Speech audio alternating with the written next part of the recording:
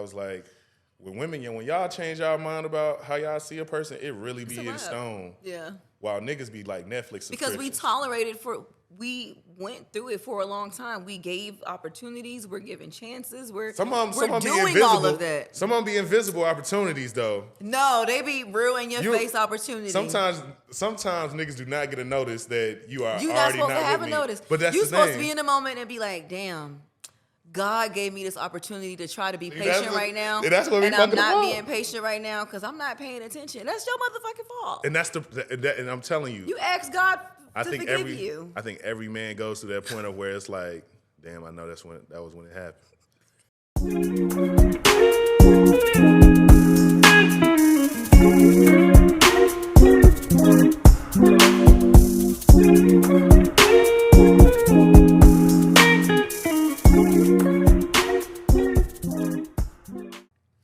Welcome back to another episode of The Space We Create, where we gather. Y'all, my fucking hair is coming out, but I'm going to keep it rolling.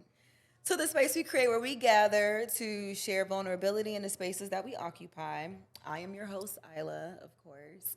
And I have content creator, marketer, podcaster, or I'm going to say showrunner. I'll take that. Yeah, I like that. Rodney. Do I say the full name? Or that's usually what I go by, you know. Is it Rodney motherfucking Perry? Or Come on, Rodney motherfucking Perry. Is that what it is? You can call me that. Okay. But what do you want to go by? I usually go by Rodney Perry, also known as King. So okay. Either so we got Rodney Perry, also known as King. Yeah, it's interchangeable. And y'all, if y'all see me messing with my hair, it's because the braids in the back are so much shorter than the front. And I'm going to keep talking shit about it because it's going to bother me. But anyways, how do you feel today? I feel good. I'm glad it's Wednesday. I'm glad I'm here with you. You feel cozy? I do. Okay, so I'm still obsessed with the colors, right? Because you have on the burgundy. Yes. The forest green. Yes. And you're sitting on a yellow that's the same tone as these other colors. You know, when you... And my little fake plant is the same. Yeah, it goes. I mean, when you aligned, you aligned. Yeah. You know, it feels and it's the fact that you didn't know what the whole setup looked like, but like you I just came out how I wanted. Yeah. This is giving radio show. Look, okay, we look good. No, we look good. We look good. I appreciate you. Thank you, first off, for even doing my show. Already hearing which was amazing. Which was great. Like just in the edit, I was like, damn, like we had a good ass conversation. We really did. Like literally, it's a moment in the conversation where I say something about like, girl, I like talking to you. I literally was saying that I was like, that was good energy. I said it in the damn. I was like, I am the same. And your mannerisms when you were saying certain things was hilarious. Do you notice that when you're editing your stuff? Yes, I be laughing at myself all the time. Because I was like, you can go from, you know how like when men mimic women, and they be trying to be extra because y'all assume that we're just extra all the time. Yeah. Do you notice that you do that a lot? Yes. Okay. Yes, yeah, I think it's I don't know. I think it's kind of one of those childhood things, like watching so much TV, and just like imitating things that I see on TV.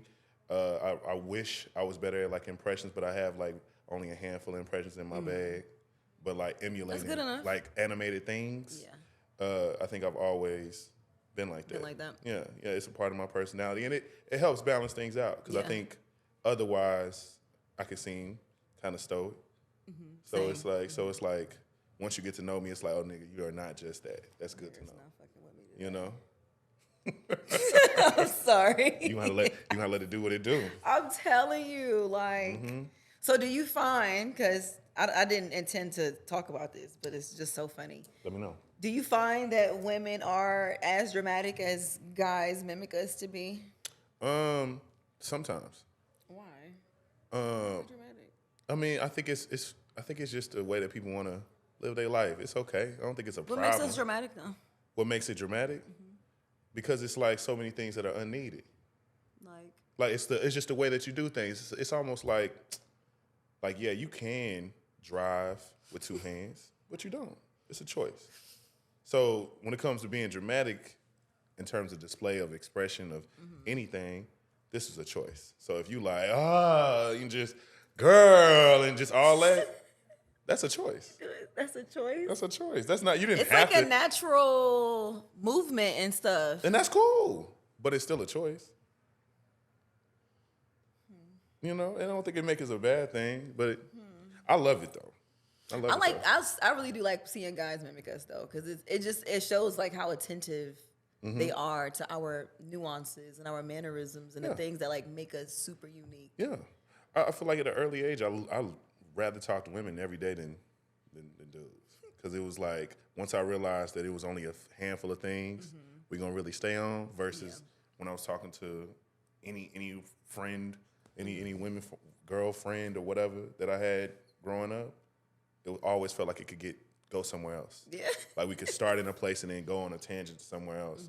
And so my friends that were like that, my male friends who were like that too, I feel like I always was closer to them. The ones who could like talk about whatever and didn't want to just kind of stay in a particular box. It's like, hey bro, we've already talked about basketball for 3 hours already. Let's move on. And y'all can go on a whole thing about the same shit for a long time. Let's move on. Yeah, we like to be versatile. Yeah, and I think every time, I should have known that I was probably going to end up doing something where it involved me communicating. Because I remember at an early age, people being like, damn, I never had this conversation, or that's deep, or damn, that's a cool way to say that. Like, I remember just getting those types of things. Like, I've never had this conversation. Like, damn, Like, damn, this is deep shit. I never thought about that. And I'm like, oh. Does it trip you out when people think, like, if you make a comment on something, they be like, damn, that was so deep? Like, do you find that it's deep, or do you find it interesting that they find it deep because they're not used to that dialogue? It depends. It depends on what it is. Because there has been times where, and maybe you felt like this before, especially like in sessions when I think there's a place of discovery that happens where you're, I guess, so the woo folks would say you channeling something, but I think you're just speaking from your heart. You're just feeling it. And like you say something that you've honestly never said to yourself out loud. Yeah. And like that really might be like, damn, I ain't know I put it. That's the way to put it. But I was like, yeah, I'm kind of good. I'm kind of smart. I need to write that down. that was it. Because I meant it. I meant it the way I said it. I said it to you, and here we are. But I do think that a lot of people don't have enough like stimulating and deep conversations, and I noticed that more than anything. It's because when I talk to people, they'll like be very taken back in a good way. Of like, damn, I want to keep talking. I like talking to you, and I'm like, I have conversations like this all the time. So I know I'm a common denominator in there, but I know also too how to bring that out of other people. Yeah. And I think it's small things like being non-judgmental and asking follow-up questions. Yeah. And surely showing up in a way where you're into the conversation no matter where they are. And if you're not, then you out. You just like the ask follow-up questions. Because people forget, like, dialogue is two people. Like, engage with me and be curious about things that I'm talking about. Because then it does make it easier to connect and, like, commune together when you show that kind of interest. Yeah. But they just don't be knowing what questions to ask. Yeah. And I think I kind of, like, gear up or gear down depending on the occasion and the reason as to why we're communicating. Yeah. So if it's let's say if it's a date, I'm gonna be on this date and I'm gonna ask particular questions. I'm gonna try to lead the conversation, but I'm also cool with letting you take the lead in the conversation at some point too. Because if that's where you want it, that's where we're going with it. That's where it's happening. Ooh. But if you never do, I'm very well knowing that it's like it's not gonna work. Like you're like I don't know I can't really gauge your interest in me if you never are like going up or down or. You just kind of just stay at this 7 and quick little, laughs, nothing too deep. You don't ever really ask a deeper question to me. I might signify something to try to pique an interest and it doesn't do anything. It's like, okay, well, let me just keep asking you things then. Oh, no, I'd be over it. And, usually it's not usually not going to be a second date. But that's usually what happens. I think I'd rather be in a scenario where I can feel and sense somebody wanting to speak back to me as much as I want to speak to them. And that way we kind of just doing the thing. We making space to listen to each other and then respond. And it becomes easier. I feel like that's how dating should be when you meet someone. Because I feel like it should definitely start off as like a friendship where you're just trying to get to know this person. Because I feel like once you start moving really quick in the beginning, and it's like, okay, they can engage with me in dialogue. I really want them and I really want to move forward. It becomes like this sense of excitement because you're not used to someone being able to match your energy. And it's like, you want to hold on to that shit quick. Like, I don't want anyone else to have you. I've spent years trying to get to this point. I need to be in a relation. Yeah. Yeah, no. And that's the thing. And I've noticed I don't. It's you doing. It's you doing. I don't adjust myself. I like this. I don't adjust myself because of the way the streets are. Like if the market of availability and the men are a bunch of men that you talk to who are having real terrible conversations and all these various things, I'm not gonna let you think that just because we're having this good conversation that you struck gold. Still get to know me. Like still like that. This isn't it. All right. That's a bare minimum. Yeah. Being able to have a good conversation with you should be a bare minimum thing. So the fact that that's what's happening between us, please don't be sold on me this quick. Learn more. You feel me? Because I'm not sold on you. Yeah. I'm not sold on you. I still don't know enough about you. I need more information. So if you already are there and with me and like, I think I can do this. And I'm like, this is second date. I think I could do this. You know? Why do you do that? It gets the point across. It is so fucking hilarious though, because it's so natural. It's like second nature to you. It gets the point across. But I did want to mention, because we were talking about Jason Wilson earlier. Is that his name? Am I saying his name right? Mm-hmm. It is Wilson, right? The last name? Okay. Yeah. I was watching one of the videos earlier, and if y'all should definitely follow him. I think his page is Mr. Jason Wilson. Yeah. I think that's what it is. Mm-hmm. But he does martial arts, and it's very inclusive to like Black boys and their fathers, and just parents being present. The cave of a devil. To support them and guide them and help them. But it was a video earlier, and he had Dad come over, and he was like, "Dad, are you disappointed?" He was like, "No, not at all. Like you didn't get it this time, but you'll get it the next time." And I always tear up watching it, because I wish that you had mentioned something about like, it's easier for you to connect with women in that kind of space. Yeah.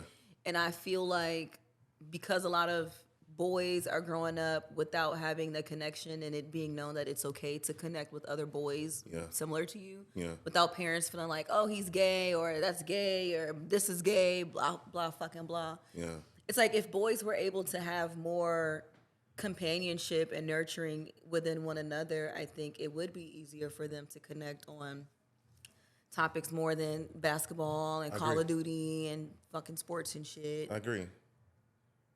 Because y'all want to relate and you want to nurture.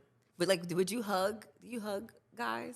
I do hug men. Okay. I do hug men. Like homecoming, I gave a lot of men hugs during homecoming, and told a lot of people they look good. Because they did.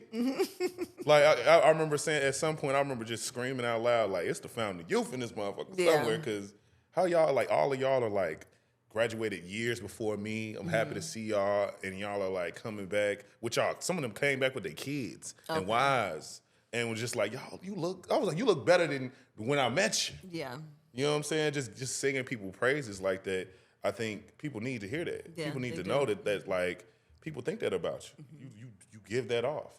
I think for me, I don't know. I think because of my overall bringing up of being raised by a single mom, I think that can come out of a lot of different things. Because I think it depends on the mom too. Mm-hmm. Yeah. Just because a single mom doesn't mean you're having the exact same experience. Right.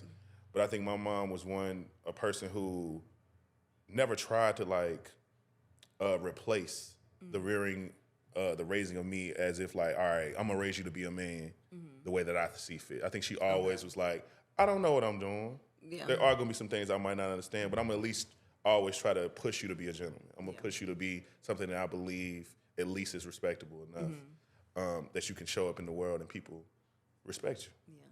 Yeah. And all the small things in the in between. It's on you. We're gonna have to go call somebody in. Yeah, you'll have some other experiences. But I think that for me, I think a lot of people just didn't know how to express themselves, and I think the pathways that are created for so many young boys, especially in the 90s, kind of still to this day, are really only activity related. Yeah. Having hobbies isn't something that they instill in boys early on. It's a lot of kind of like mindless play, which is cool, but it's like sometimes it's too much. And like I think boys do benefit from certain aspects of structure because especially the world that they're gonna ultimately grow old in. So it's like trying to like coddle them to the point to where they don't have a particular responsibility or don't understand or aren't getting a certain lesson from small things. Because it can start small. I'm not saying that, your child turned 13, get them a job. I'm saying like if in the house there's a certain responsibility that needs to be taken care of, presenting it to them like this is something that we really need you to be truly like honored to do, you know, and it be something that's respectable, not just taking the trash out, but something like you're the one who's in charge of this thing. It could be a tradition, it could be a thing that happens on a weekly basis, but like seeing as to why he has to be responsible for that thing, I feel like that helps. I think like stuff like plants, like having plants and stuff like that would be a good way for a lot of boys to understand that. Like, oh, let's water the plants, or let's take care of the animals, or let's feed the fish, let's do something that it helps the overall environment of the house. I think that would help a lot in terms of just understanding expression, understanding caring for things without getting something back. And but also especially being able to see things and consider things outside yourself. And I think a lot of young boys don't get that because they're usually catered to, given whatever they need, told that they just need to be boys. They don't need to be worried about that. I don't want my child to be worried about that. I don't want my child to do this. I don't want my child to grow up too fast. And then when they start growing up, and then they start pushing back, being like, no, I want to do some adult things. I want to get into these things. You still don't want them to. And then they're 18, and you're telling them they need to grow up, and it's like, what? I've been not growing up this whole time. You've been telling me to not grow up this whole time. Now you want me to be a man. Now you want me to be a man, and I don't want to be. Yeah. I don't even know how to start now. That's the biggest disconnect that I dislike with mothers and their boys is how they love really their how boys. they love their boys. You should raise love their girls. Your children, but you raise the girls to be like we're supposed to be strong women by the time we're 13. Y'all already been taking care of kids since y'all was kids. Taking care of the boys, and then the boys grow up and. But something you said about the activities, I think that is the disconnect too, is that a lot of the activities that boys tend to get into are really physical and aggressive, and it's meant to, I guess for parents, it's like, oh, well, I want them to, take their energy out on something, and it's like, but why can't it be something that's peaceful or calming? Not saying that it's not, because for people who do it, it could be very much peaceful, but the act of it is very physical. So it's like, why can't it be something that's relaxing, that's nurturing, that makes them look into themselves and makes them self-reflect? Like, take them to the park and have them journal. Yeah. Then they'll be writers. Yeah.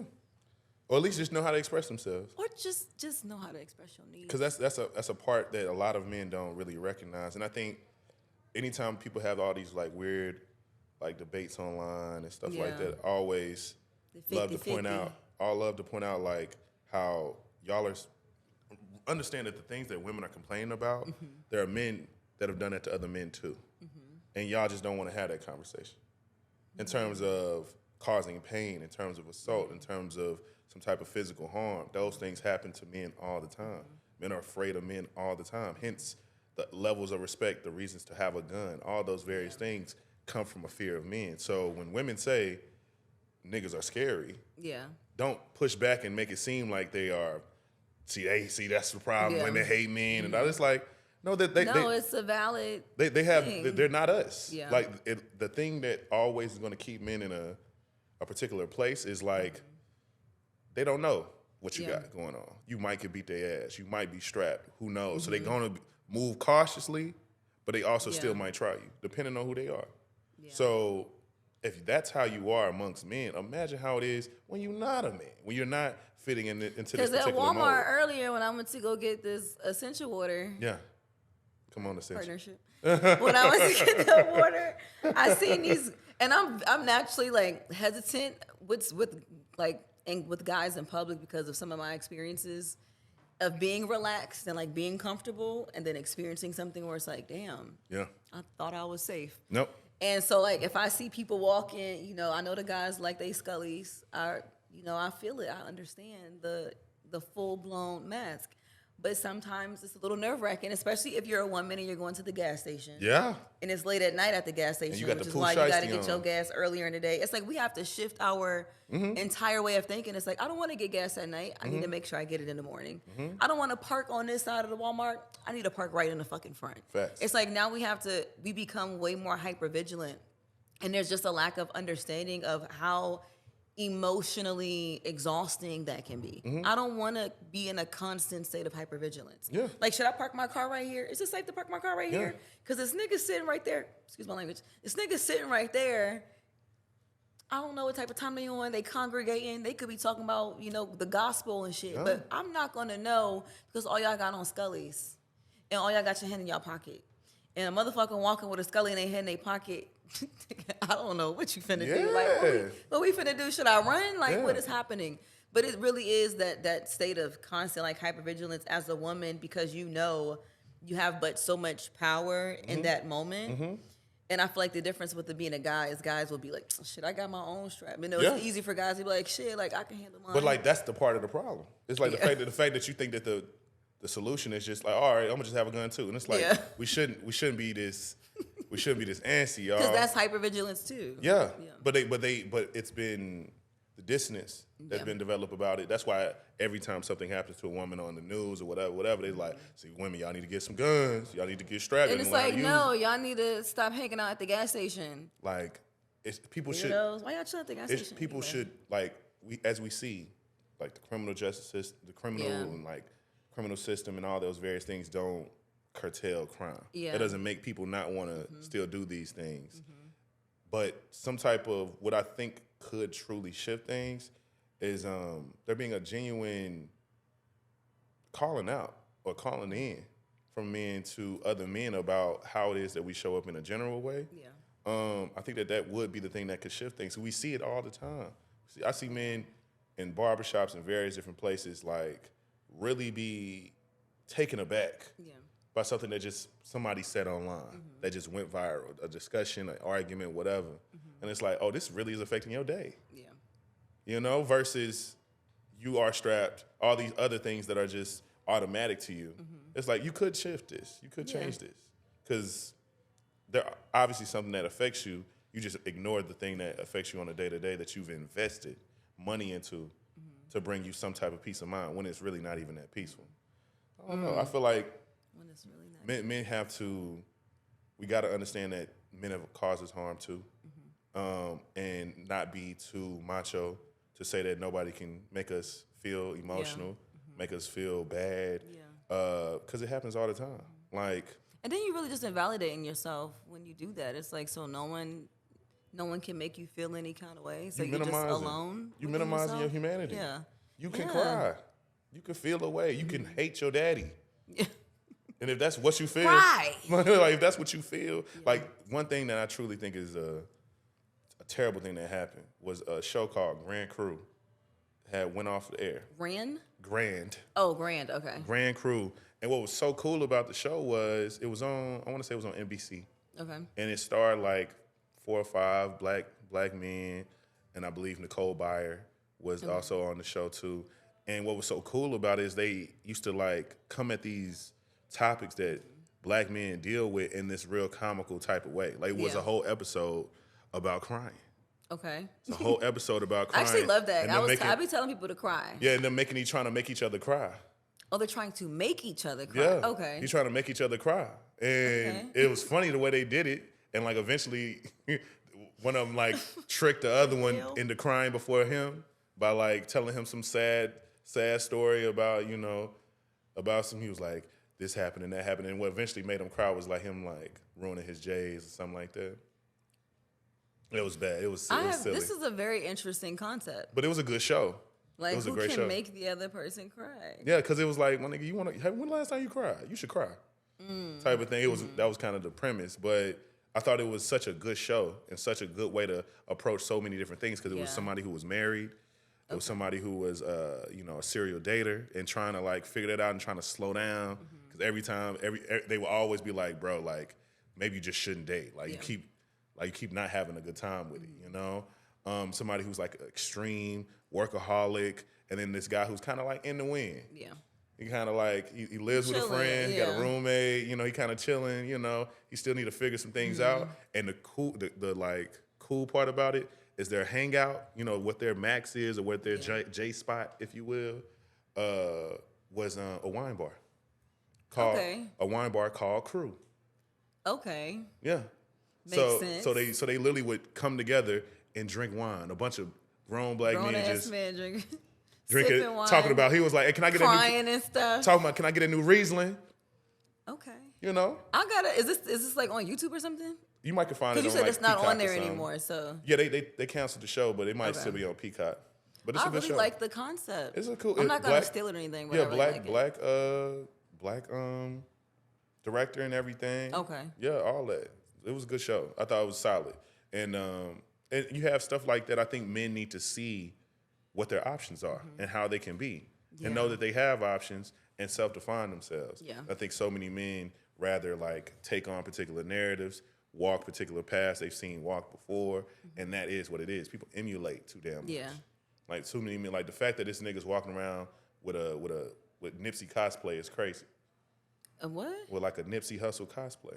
So like people who wear the braids. Oh, like trying to look like. Yeah, putting a racer flag in there, and they think putting all TMC. People are dealing with identity crisis. Oh, for sure. And they don't have like, I feel like a lot of people don't have the support or just the congregation. I keep saying, lately I've been saying the word congregation for community. Mm-hmm. Like when I'm talking about people needing to be together, I keep saying the word congregation. I don't know why I keep saying, like I know why, but I don't know why I keep saying it. I mean, that's a good way to put it though. It is. But I feel like they need that type of feel and emotional support to know like you said, there are possibilities. You can be anything you want, but like the greatest thing to be is yourself. That's it.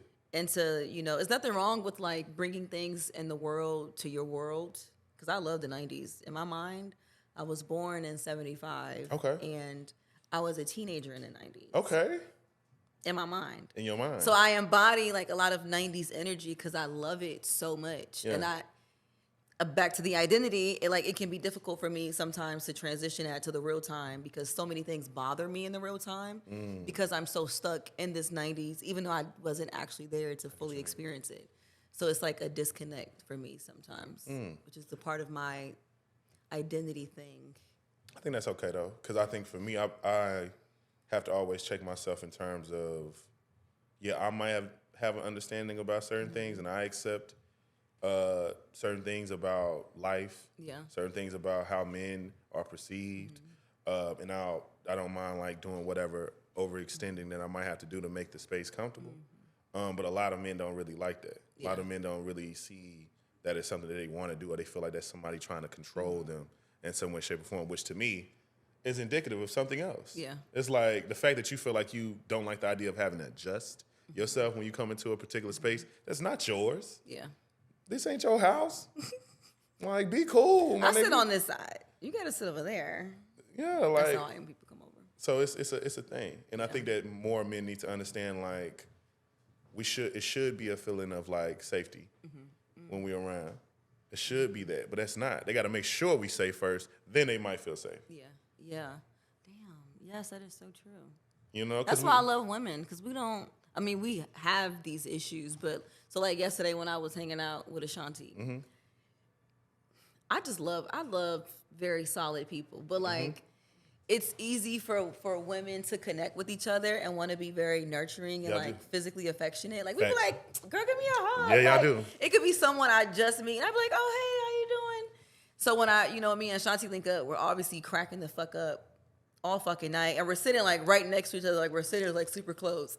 And I tend to like lean on people sometimes. Like if I'm just super relaxed, I'll like kind of lean on their shoulder, which is super weird. It's like a nurturing thing for me. Yeah. But then we were leaving and we ran into our friend Sean Rose, who is fabulous. Okay, fabulous singer, fabulous actress, just a fabulous individual. Yeah, I love her. Oh, Sean. Yeah, I love Gigi. I love her so much. But when we seen her, because I ain't spoke to her in so long, and when we seen her, she was just like, I was like, hey! And it was like no one else was there. It was like we had a family reunion, and it was, when are we seeing each other? When are we talking? When are we meeting up? When is this? Like, let's get on the ball. It's like we're quick to want to connect with each other because we feel so safe with each other. We feel so relatable with each other. Like I could be cool with somebody on socials, which recently happened. This beautiful woman, Amber, you don't mind me putting you on the spot. But I met up with her maybe like 2 weeks ago for lunch, and we just kind of like connected quick as fuck. She was like, I'm just so happy I like someone relates to me and like understands me. She was like, you remind me of home, like up north, because she's from up north. And I was like, I love that. I want to connect with people who feel like home to me, because that's safety and vulnerability, and I can just express myself and be my full self. I'm not going to expect you to judge me. It's like, I can just expect to come to you and be like, hey, I had a long ass day today. I know we don't really talk like that, but I really want to talk to you. I wish men had that with each other. I think women are naturally indoctrinated to be communal, but also too, y'all can literally make life.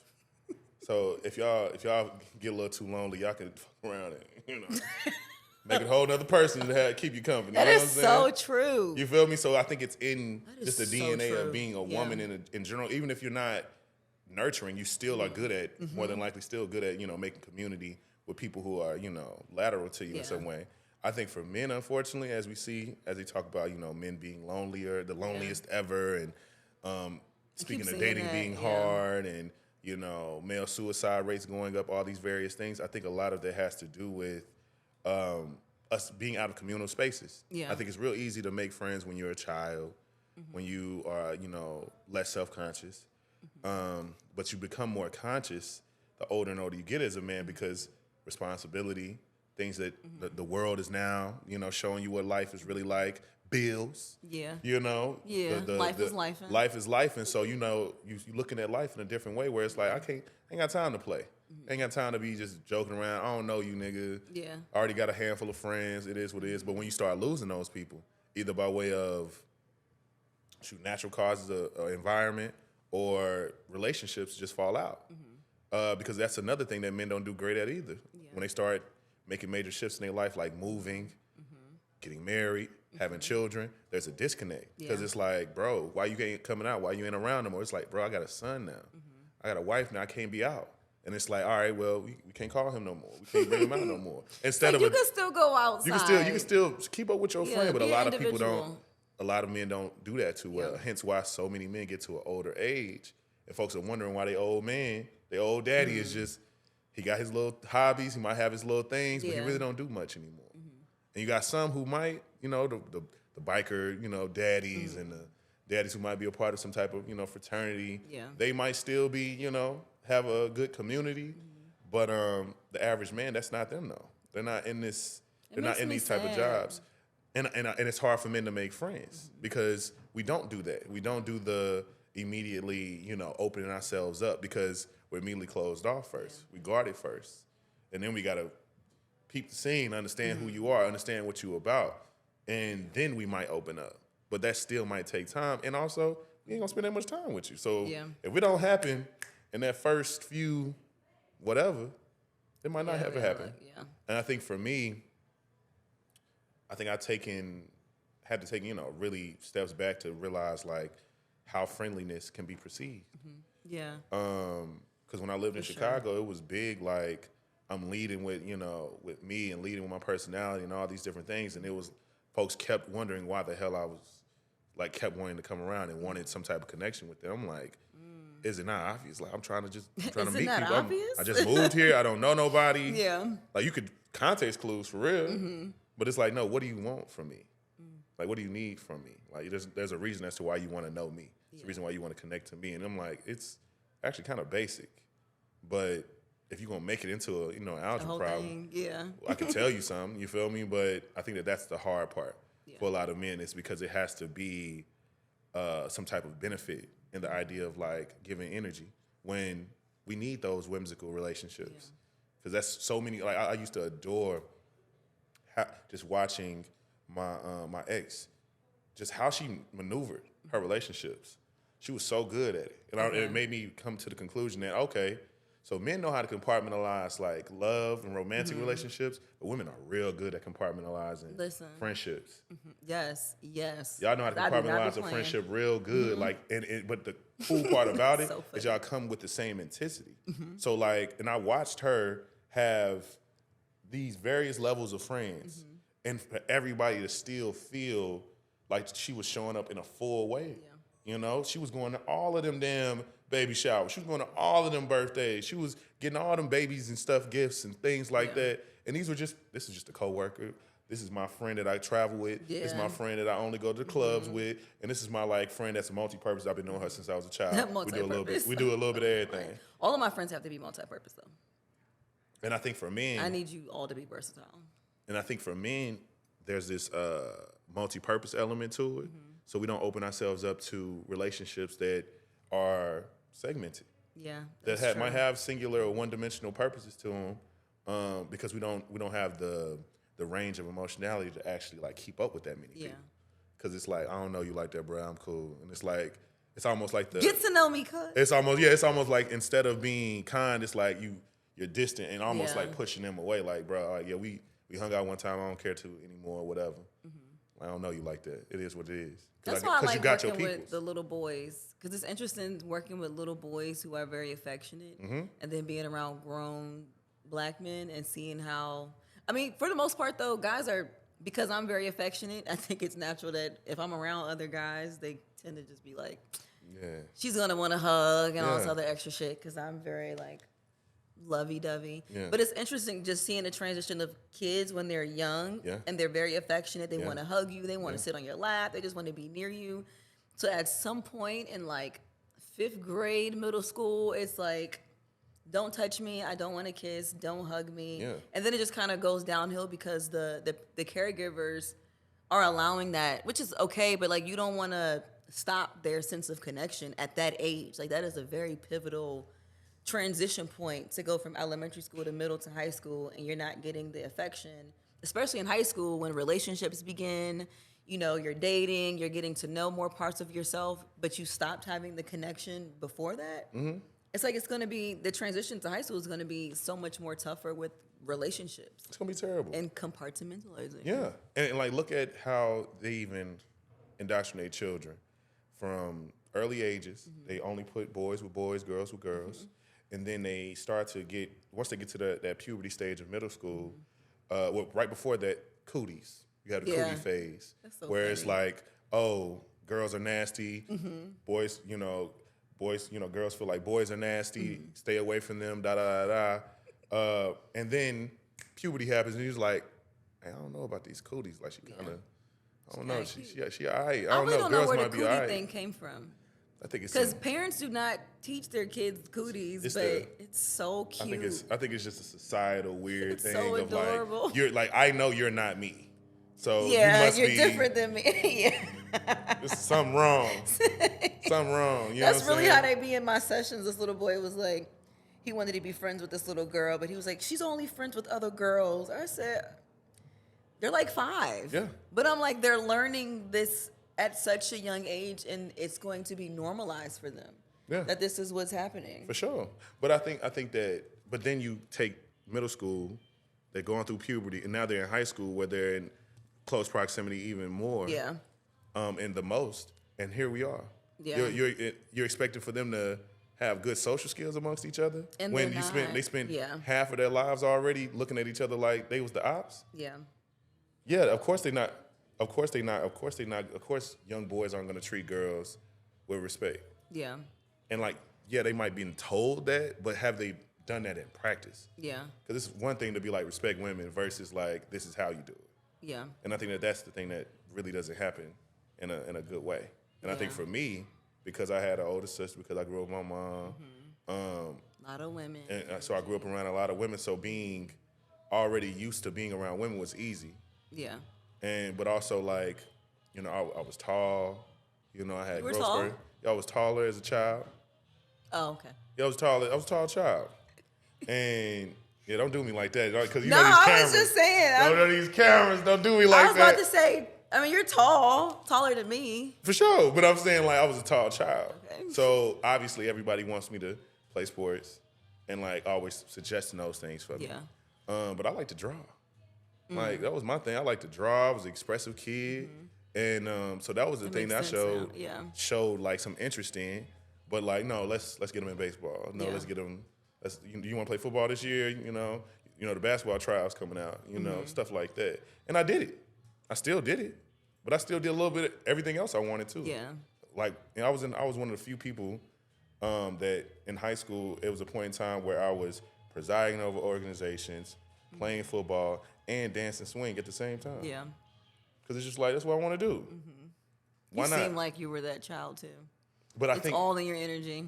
But I think it was a element of me detaching from where I was from, too. Mm-hmm. I knew I had to have my own identity because I'm like, nobody around here, I want to be like nobody around here. Mm-hmm. Y'all all want to be here. Yeah. I don't want to be in a small town. I want to be somewhere else. So I immediately was like, I need to be diverse. I need to be well-rounded. Are you the black sheep in your family? Shit, more like the white one. Shit, I don't think the Why black. the white sheep? My family love me. Oh, okay. Because black sheep mean no, like... I'm saying because you felt like you didn't want to be basically like confined and stuck. Yeah, in my mind, starting my aspirations of adulthood in a small town like Jackson, Tennessee, never was in my idea of what I wanted for myself. Yeah. Because I'm looking at all of these adults around me, and y'all do not seem happy. Mm-hmm. And what y'all have to do is like, this doesn't seem like what I see for myself. I'm watching these TV shows. I'm allowing my imagination to go free on like, well, where is this? What is that? I want to go there. I want to do this. Yeah. What is this? What is that? You know, how can I expand myself? So once I got to senior year in high school, I was already did the groundwork. Yeah. I didn't come up with that idea at senior year, like, you know what? I want to go to school I want to go to college. Really? I want to go to school out of state. Yeah. You know, I was always on top of that and came to Atlanta, toured Clark Atlanta University during my fall break, and it was the week after homecoming for them. And I was like, this is amazing. Yeah. Like, so many beautiful black people. Amazing. You know, folks was dressed to the nines, and it was 9 a.m., and I didn't understand that. Okay. I was like, you motherfuckers dressed down. Listen, they be outside dressed. Where y'all going? For real. And I was so excited to go, and I was like, if I get in, I'm going. I put so much pressure on myself, and came down, and like haven't been back home since. How does it feel? I feel great. That you haven't been back home since? I feel good because everybody else I know has. Okay. Everybody else I know, like from like friends I graduated with, or folks who I know from back home who I graduated with from high school and stuff. All of them have either had to move back to Tennessee at some point, or move back in with their parents, or they still haven't left Tennessee. They couldn't. They still haven't figured it out how they want to get out. Yeah. So I have been this like exception amongst my friends because like they might have lived somewhere else and have resided in a few different places, but like I'm the only one who didn't go back home. Yeah. And I've always explained to them, I'm like, y'all from motherfucking like Oakland and LA and y'all from these big places. Right. I would have went home if I was y'all. Too. I ain't gonna hold you. Say that now, but I'm sure if you was from there, you'd be like, no. But I get why they feel that way. But I'm like, but those are some major. Yeah, like if the tough got tough, I wouldn't have been like, I gotta go back to New York. I gotta go back to LA. New York. What's there? I'm like, no, I can literally still have motion, even if it's slowing down. Because I have to reset and move in with my mom again type stuff, at least I still got motion. You know what I'm saying? I remember telling my best friend, shout out to Jawanza, who he born and raised in L.A., South Central L.A., and I don't think he wanted to go back home after school, but I think he also didn't really feel Atlanta in the same way. Yeah. But he did his soul searching, and now he's like really living within his purpose a lot more. You know, he's going to improv school, you know what I'm saying, and connecting with the scene. Yeah, connecting with the scene out there, and because he's already been there and because he already understands like show business, if you will, because just being in LA and having the connections that he already had from just childhood, it does make it easier for you. Yeah. So I get it, but like if you're aligned in opportunity with your birthplace, go for it. Go with it, yeah. Trust me, you know what I'm saying? Because trust me, if Jackson, Tennessee was a place that was producing things that I wanted to produce, I wouldn't cut it out of pride. I'll be like, no, I'm gonna go back and do business back home because it's there, but it's not there. It's a small town, around like 80,000 people. Okay. You know what I'm saying? So it's like, I'm going home on Friday. Yeah. And like, it's my peace. It's my getaway. It's a good place to recharge. But like me residing there and living my life out doesn't make sense. Yeah. And I've lived now in 2 major cities, so it's hard now. I need my things. You've lived. Yeah, I need some things. You feel me? I need some things. But I love that. That goes into my segment that you're the first person to try. Oh, look at that. Look how that worked out. I'm really nervous. I'm not going to lie. Don't be nervous. I think I'm nervous how people are going to, because I feel like some people tend to overthink certain questions that I'll probably ask, and I'm like, I'm just curious. I don't really have like a deep intention when I'm asking it. I'm just curious. No, you can ask so it's called Truth Be Told. Truth Be Told.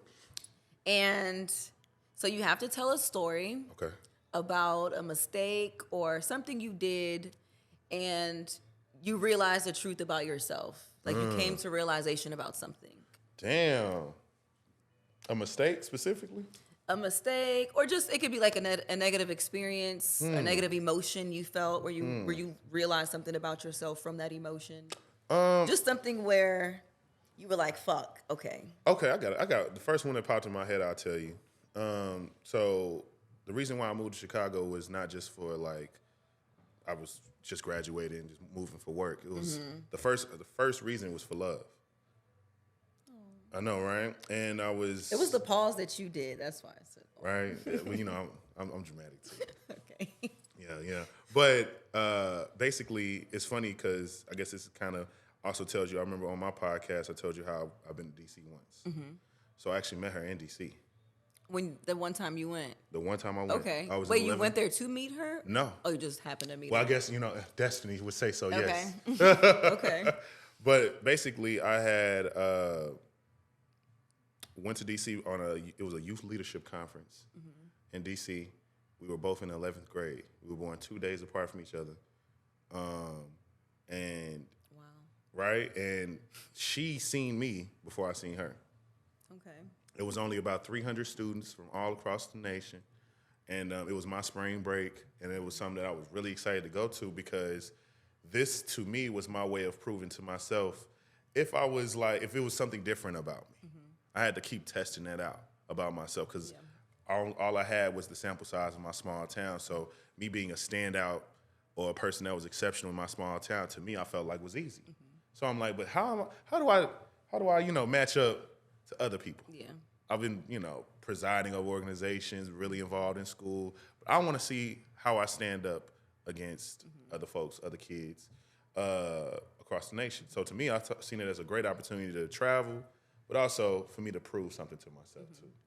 And that was something I thought about as I was doing it. Quickly got that proven correctly. Like in the first module or activity we had to do, we had to elect a president in the room with very little knowledge about each other in the room. And motherfuckers was nominating me. Okay. And I'm just like, all right, God, I got you. I'm him. I guess I need to just accept. I do have a certain gravitas to me. But as I was there, we were going through all these different activities and things like that. And I seen her at one of the activities we had to do. And we clocked each other because it was not that many black kids there. It was probably like 300 kids and like 30 of them were black. Okay. You know what I'm saying? And we kind of all were having our moments with each other, like connecting in our own ways at various different things. The day before the last day, they had through a banquet. And a banquet. Okay. And unbeknownst to us, it was also going to turn into a party. And there's a bunch of kids who between the ages of like 16 and 18. So we excited. Get loose. We excited. And also too, I didn't know that folks were starting to choose up in the room too. Okay. Because it was real professional. Everybody was real cool. You know what I'm saying? They wanted too much. Obviously, folks had there was a few people who had a few little matchup type of moments. Like this dude met this girl, found out they live in the same city, and now they linking up type of thing. Yeah. But not too much of that until this banquet happened, and they move all these tables off, and a dance floor pop out of nowhere, and they turn some good shit on, and I'm getting pulled every which way. It was a time. So I forgot you said it was dramatic.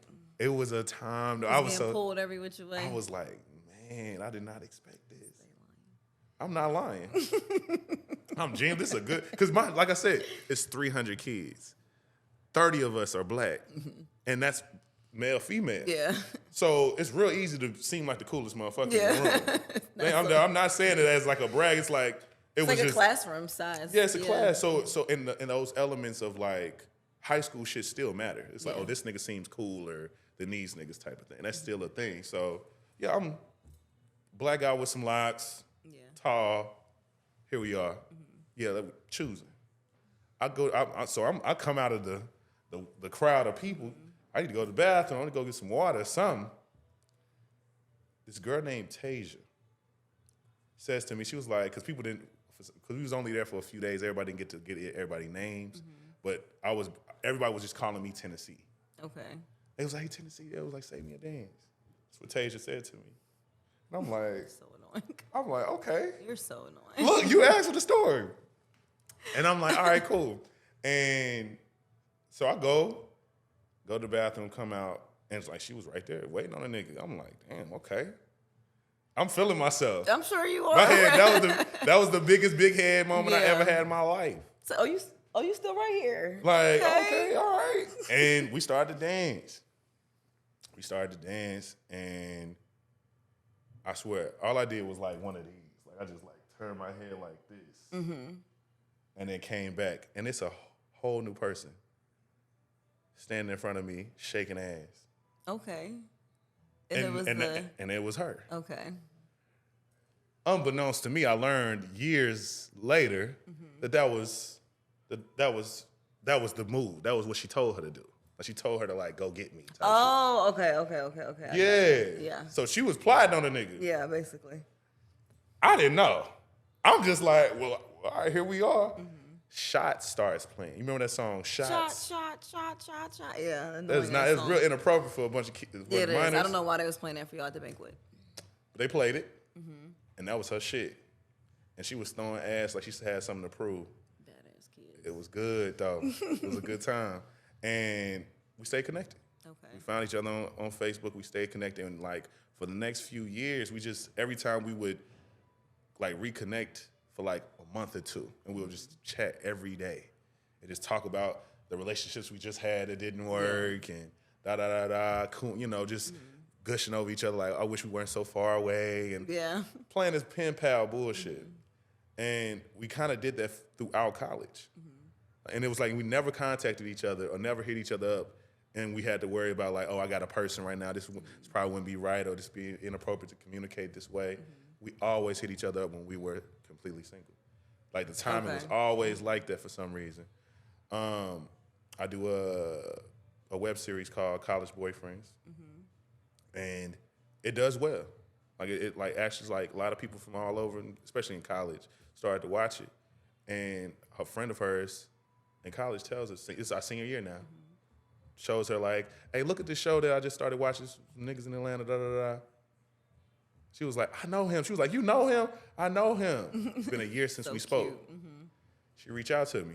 Number ain't changed. She realized like, my friend told me about this, da-da-da. And from then on, this time, for some reason, we was like, let's not let this fall out. Let's not let this fizzle out. Let's like really be intentional about like staying connected. And we did just that. She came to Atlanta to see me, and she left my girl. The rest of that year, that was our senior year. That was second semester senior year. And we had just kept planning, making plans to see each other until I eventually was looking for work and couldn't place anything. Was having the worst time with that. That she just threw out the suggestion. She was like, why don't you just come here? She lived in Chicago, born and raised. And I was like, fuck it.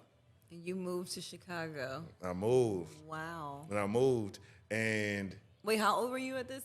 I was 22. We both were 22. Okay. I turned 22 in June, and she turned 22 2 days after my birthday. That is so crazy. And I went up there. On to Chicago. I moved to Chicago, and we were together for 2 years. Okay. And broke up, and I went through like the worst adjustment period. Okay. Emotionally, and felt like a damn fool.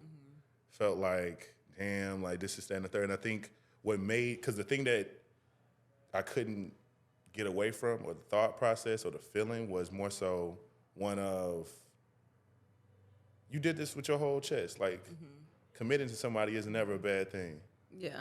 And I think for me, I had to like figure out what it is that I was really feeling, and I think it was just the heartbreak.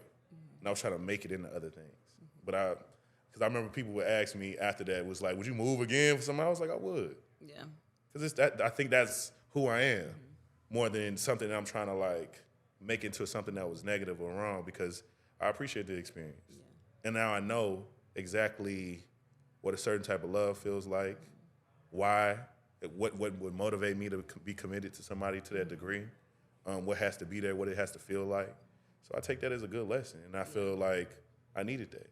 Even though it put me through a lot of pain and stress, I'm glad I did it. It made me better. The way you just ended that was crazy. But what did you learn about yourself? I feel like I learned that I was a sucker for love. Like, really? Hell yeah. I didn't expect you to say that. Hell yeah. I think a sucker for love from a context of like, because I think being committed to someone is one thing, but I think I realized how much I would sacrifice for a partnership over everything else. And I think I did an episode last year when I made like 7 years in podcasting. And I did this episode where I called like 7 years, 7 confessions. This was the name of the episode. Okay.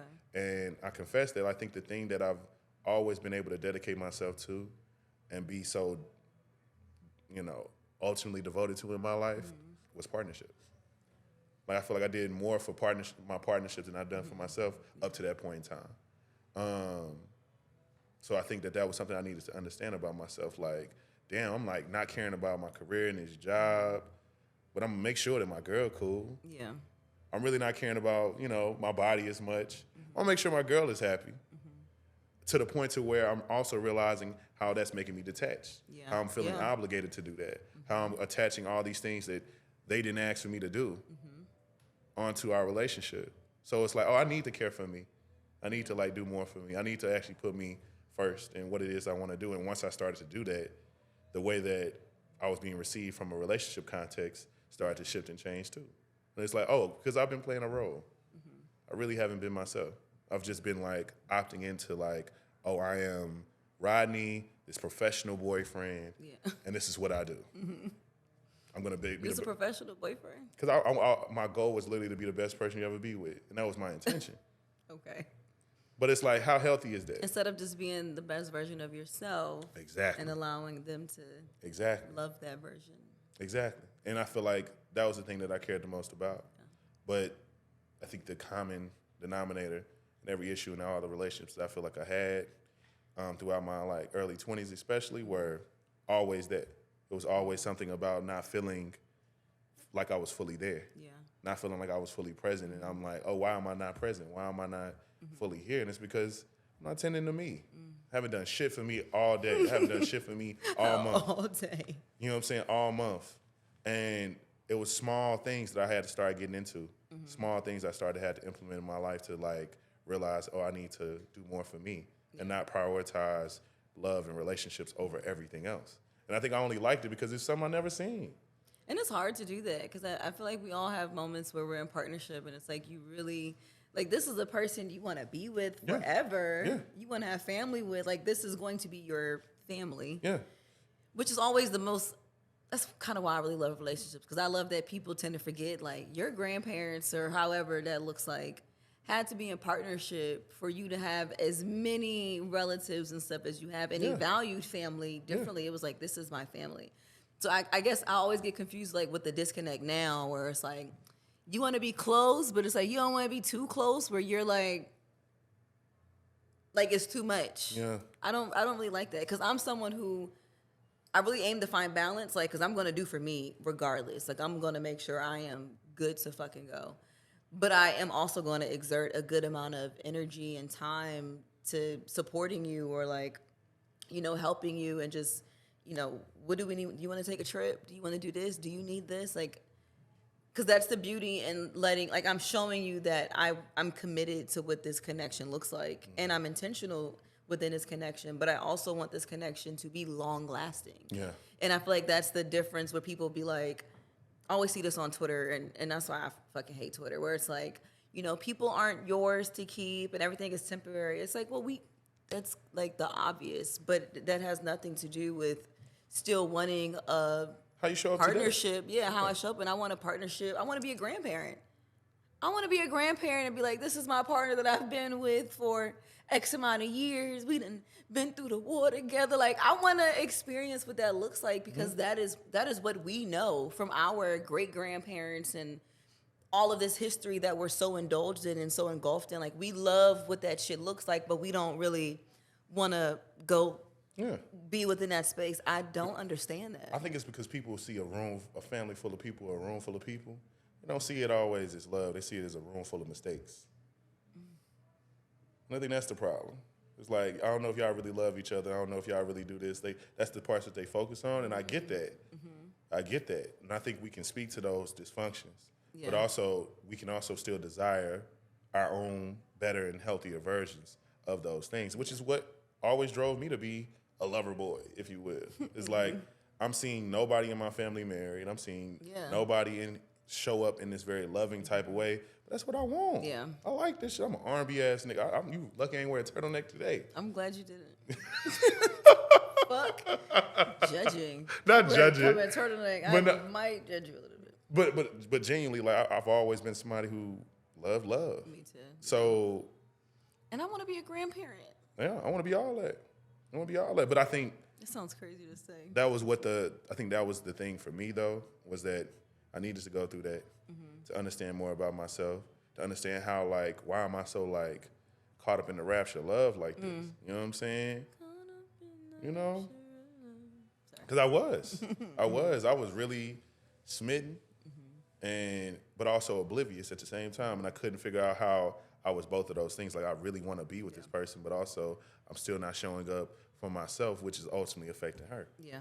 So I love that. That's the thing that I had to learn about myself is like, oh, I do need to put myself first. And in other relationships, I realized how deep that really went. Yeah. It's like, oh, I don't even want to do certain things for other people if I haven't done it for myself. You telling me to be deeper with you or vulnerable with you or more expressive about in a particular way or a certain gesture. It's like, Sean, do that for me. I'm still learning that. Yeah. Because I'll date people and I'm like, I think my thing is if I'm saying it multiple times, at that point you have to make a choice. Like, both people are making a choice, but if someone is telling you over and over again that they dislike how you're approaching them with something and you continue to do it, I think that's when I have a problem. Because it's like, you may not be able to do it to yourself, but then say something out loud where it's like, look, I cannot give this to you. Yeah. Don't make it seem, because I think that's what tends to happen is they're like, oh, I could do it. I'll just, I'll figure it out. I'll do better, blah, blah, blah. But it's like, are you really going to do better, or are you kind of just comfortable with how your approach is? Yeah. Because then you want someone to receive you. Yeah. Everyone wants to be received and heard and understood, but it can't be this thing where it's like, it's repetitive of, I'm not doing it for myself. Because at some point you should want to do it for yourself. If you really want to be in this committed situation and you care about this person, you're going to naturally do what you need to do for yourself so that you can show up appropriately. I agree. And safe. I agree. And I think for me, what I've gotten to, where I feel like I've matured to, is to focusing in on what it is that I can control. Yeah. I'm not thinking about, this is a place I should take, somebody when I'm starting to date or whatever. No, I'm gonna go try this damn restaurant. Yeah, by myself. By my damn self. Yeah. Oh, this spa, this activity feels like couples. Yeah. No, I'm about to go. Yeah. This seemed like fire. This seemed like something I should do. Let me go just get my things done. You know what I'm saying? Oh, I'm about to wait for a cute Kodak moment to treat myself.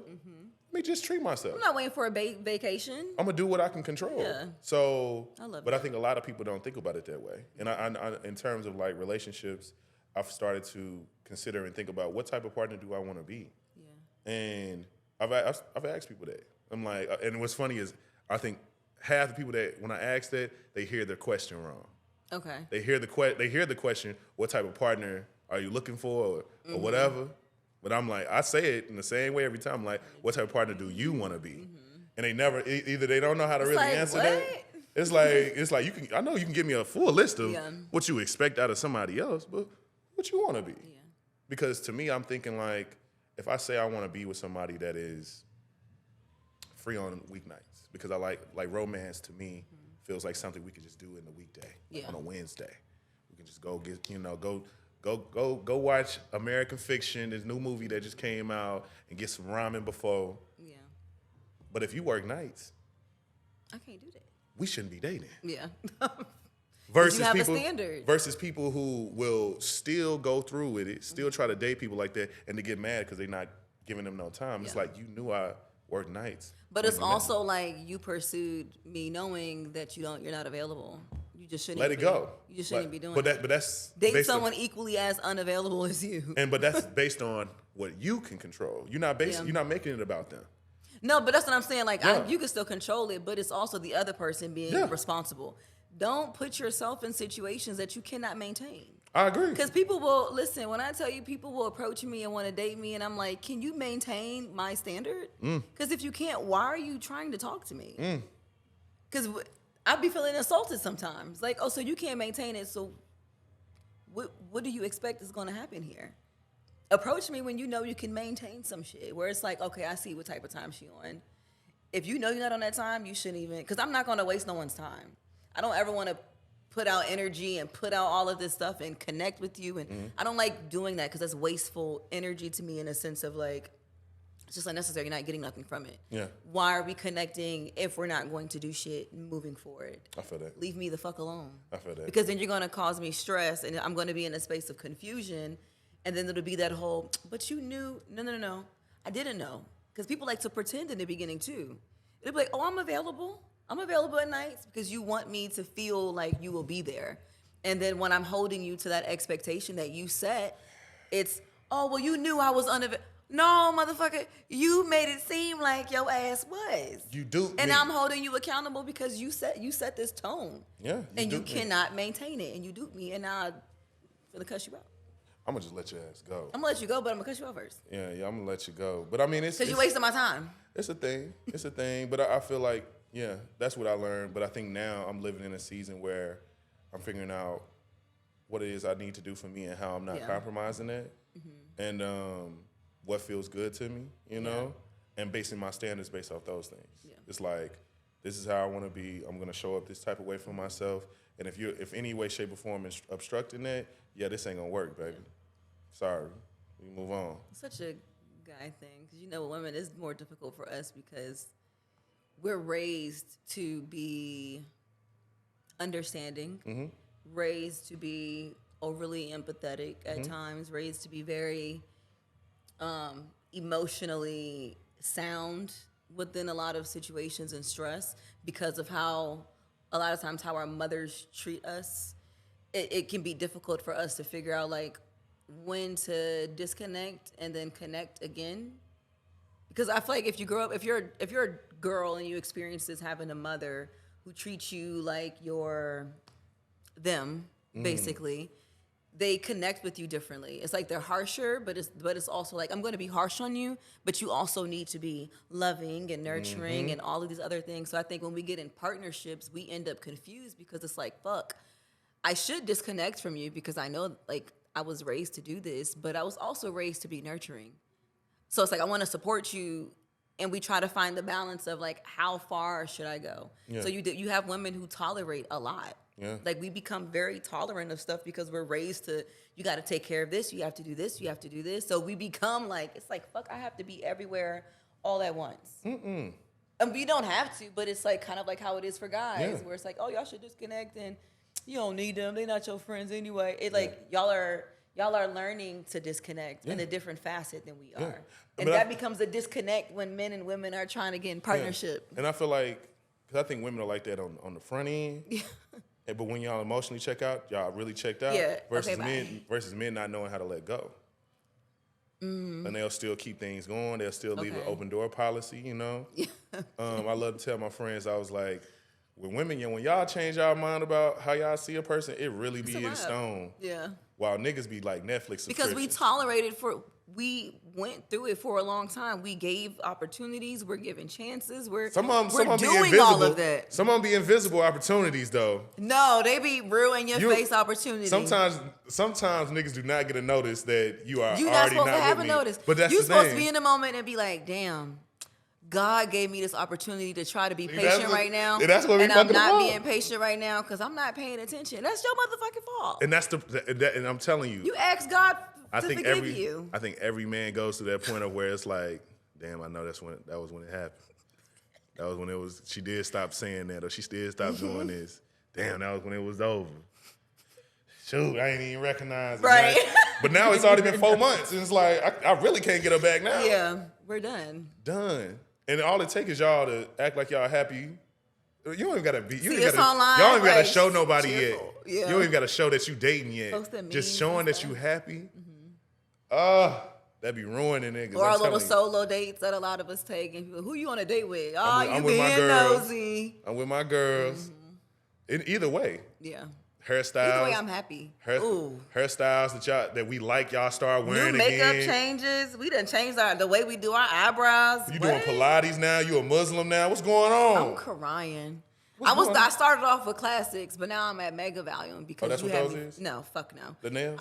No, I'm talking about my lashes. Oh, lashes. I know you said Mega Volume. You were speaking. Yeah, I had to make sure. I was trying to keep up. That was female lingo. Yeah, it's the size that our lashes be. But I'm saying because when women date, it's like a lot of times you'll notice like women may be more mellow with how they are, like how they carry themselves and how they look and stuff. But yeah, once you break our hearts, it's like we're full throttle now. Yeah. It's like now I get to be the motherfucker I wanted to be and you wasn't appreciating me. See, you could have seen me in all of these different wigs, but fuck you now. See, nah, I be complaining about it while I'm in a relationship. It's like, hey, I ain't never seen you in this. I need whatever this is. You gotta deserve it. What are you deserving to see a different version of me? Cause I could wake up, have a blonde wig on, I'm somebody totally fucking different. Why we gamifying the relationship, baby? Listen. Well, look, because trust me, if I sit here and think about sex or any element that I got to show up on as a game, y'all will be mad as hell. As a game? But that's what's happening anyway. It's like, why do you deserve good dick tonight? Oh, we can't do that. We got to just show up that way. Because we're committed to the relationship, committed to pleasure, committed to the exchange, the growing, the building of the things. The word of prize. See. And we just feel like, and I'm speaking for all of us because I feel like we all feel this way, regardless of what your sexual stuff is. But we're the prize because, as you said, we can give life, right? Yes. So if we are bored with our giving life, we can do that. For sure. And to experience that prize, knowing what can come from it, what are you doing day to day that you should get all of this good pleasure? The head, the hand jobs that women give. Okay. The role playing. The wanting them to be submissive, which is the biggest part. Men wanting women to be submissive during sex, but you're not providing any space for vulnerability or safety. Fuck your good dick. I feel that. You're not giving me no emotional security. I'm fucking you, but I don't really feel connected to you in this space. I hear you on that. And you want to come in, you want to be inside of me? I hear you on that. But we're not connected? But also, too, some of these things are not really rewards. These are things y'all want to do. Yeah, but they're also rewards. You know what I'm saying? Like, these are not just who's Let's really... while we out. Who's really being stifled, too? Y'all being stifled, too. We have toys. A variety. For sure. Plethora. But I'm speaking from a context of you with the person you should be with, he's showing up the way he should. You still gonna have toys.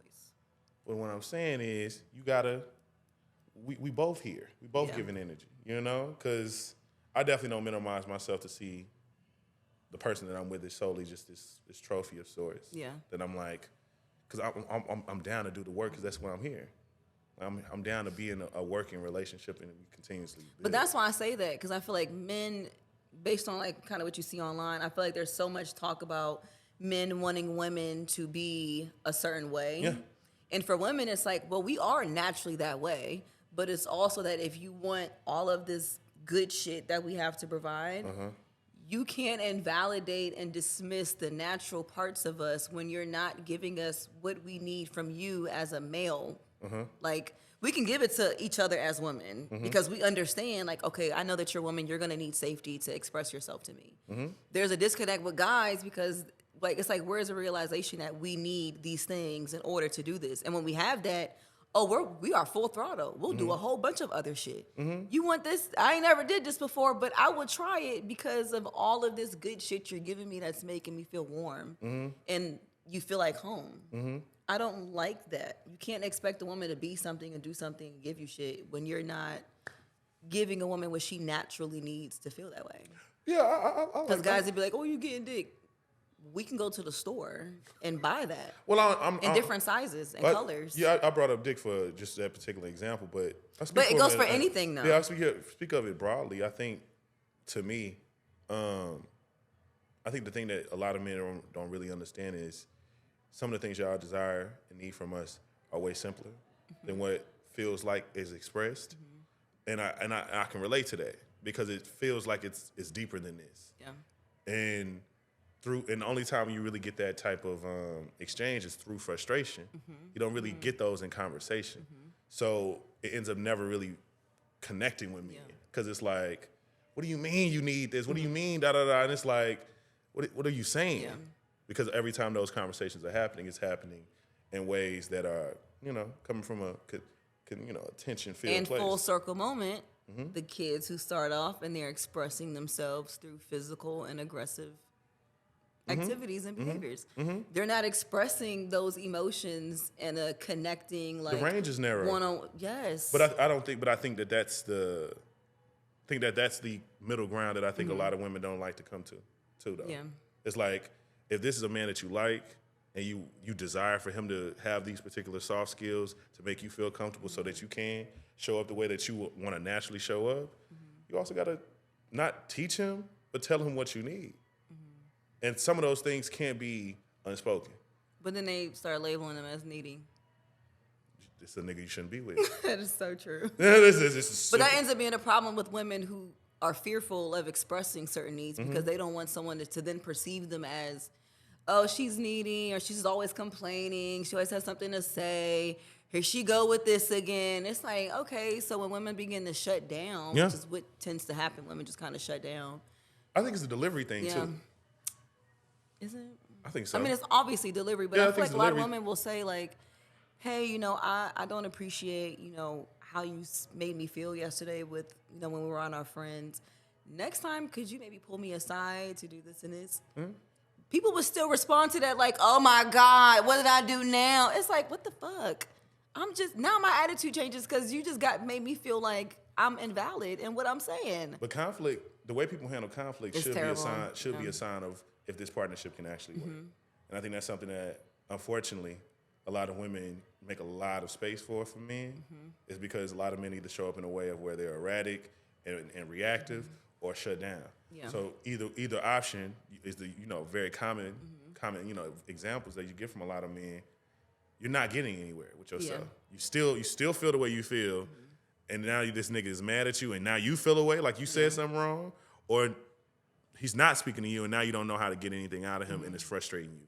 So you just, either way, you're not where you need to be, and you just want him to care. You want him to react in a way that feels like compassion. If you got to explain too much of those things, then you probably should be with somebody else. But also to still understand from a general context how men have came to be indoctrinated. Just like women have this understanding about each other and this expectation with each other when y'all go to the bathroom, when y'all do certain things like, oh yeah, girl, I'm gonna wait till you get in, I'm gonna do this, I'm gonna do that. Niggas aren't treating each other like that. They aren't treating ourselves like that. So you're dating people who do not have the same training as you, who do not have the same expectations of you, and don't even treat their damn self like you do. Yeah. So you can either choose and be selective and choose the men who realize those things and show up that way, or be willing to see somebody who has the room and potential to change. Yeah. And not from a context of them changing who they are, but them rising to the damn occasion, because a lot of men would. Rise to the damn occasion. Because it's like, hey, I don't know some things. I want to be a better man to whoever it is that I'm with. So yeah, tell me. Yeah. Is that what you need me to do? If that's what you need, okay, cool. But I think nowadays it's a lot of ego brought into those things where it's like, I don't want to tell nobody what I need. I want to show up. I want to turn my mind off when I'm around my nigga, and then he does everything I need. Yeah. But the thing about it is, how can all the things that women say about men be true, and that be how you want to show up? Yeah. If niggas are dumb and emotionless and how the hell can you expect this nigga to have a good executive functioning? Yeah. I know exactly how we're gonna wrap this up now. You see what I'm saying? So to me, it's kind of like, I always like question my friends. I'm like, why do you want this nigga to be your man? Yeah. Like, if you said that you've had this issue, you've had this thing with him, why are you stuck on him? What is it about him that makes you want him to want you back? and to choose you specifically. You've talked about several things that you would not allow, that you would not be okay with if it was a nigga who you didn't like this much. But for him, because you like him, you want to try to find a way to justify why he should still be with you. Yeah. Fuck that. There's more dick out there. Oh my gosh. There is you can get plethora what you, at the store. And you can get what you want if you genuinely feel like that's something that's for you and that is reasonable. Yeah. So if you feel like what your standards are reasonable, that these things can be met, this is something, an experience that you're used to, then it makes sense for you to put that out. But if you're not willing to do the damn work with your person, like a person who's worth it, you don't really want a relationship, to me. Because I'm like, yes, even if you get to the point to where, oh, he's showing up in the exact way you need to, you feel like you're comfortable enough to show up in the exact way, you're doing all the nasty shit that, you say women naturally want to do, but they need to, well, all that, okay. I think that even in those spaces, there's still going to be adversity. There's still going to be things that happen in life, like people getting sick, their parents, y'all have children. So many just regular life things are going to happen. They're going to cause conflict within y'all relationship. So if y'all can't get through the simple shit, through the setup of the relationship, through the foundational part, y'all definitely not going to make it when it's some real things that's happening. Grieving and death and all those various things. How are they taking care of their mental health? How are they taking care of their own health? You won't be even ready for that. Yeah. So I hear you. Women are the prize. But I'm a good time. We really are. I'm a good time too. I love us. But I think to wrap up, I really want everyone who's watching this to date yourself, spend time with yourself, take yourself to the movies, take yourself to dinner.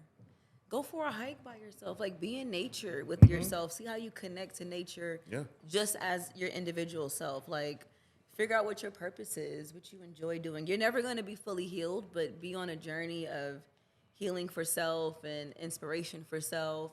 Because, like you say, like, it'll be so much easier for you to connect with people and see them in a different light because of the way that you view yourself. Yep.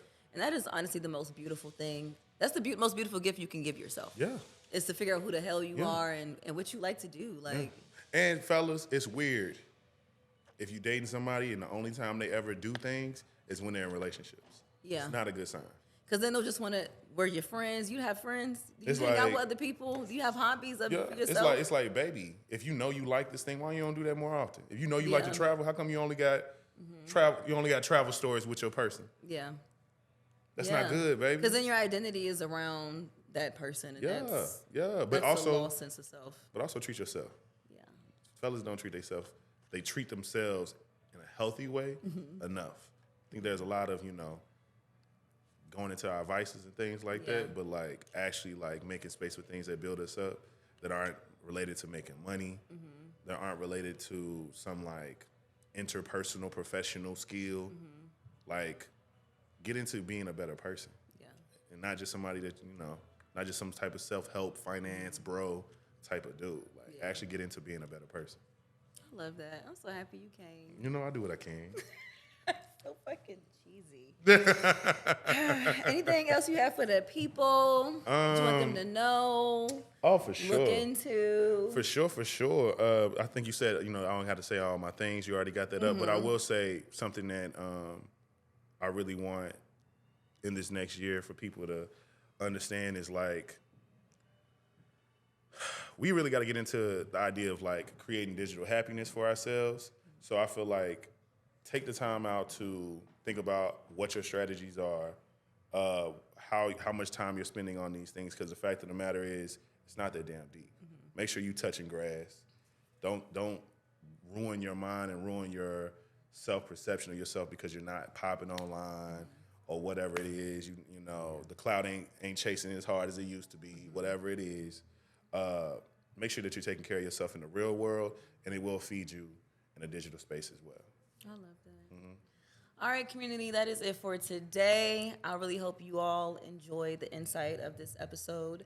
Make sure you like, subscribe, share your thoughts, follow us on social media, follow Rodney Perry on social media. All of the information will be in the bio. We will talk to y'all next time. Peace.